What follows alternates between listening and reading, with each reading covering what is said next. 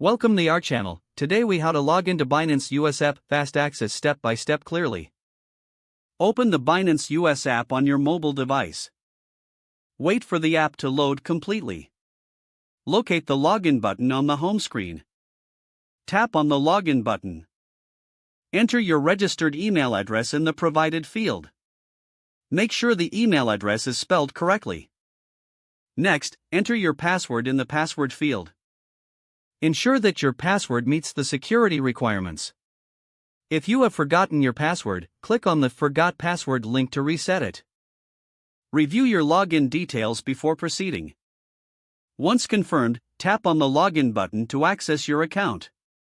If you're using two-factor authentication, check your authentication method. Enter the verification code sent to your email or phone number. After entering the code, tap Submit to complete the login process. Once logged in, familiarize yourself with the app interface.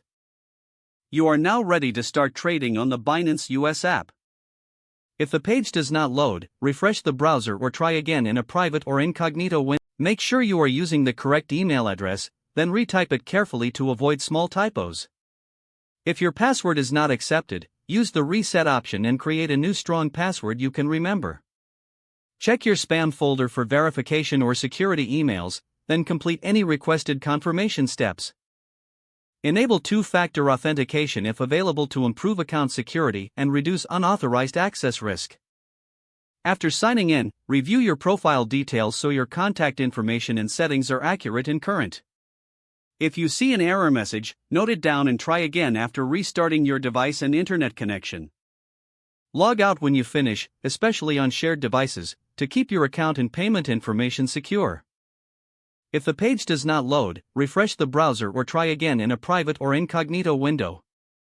Make sure you are using the correct email address, then retype it carefully to avoid small typos. If your password is not accepted, use the reset option and create a new strong password you can remember.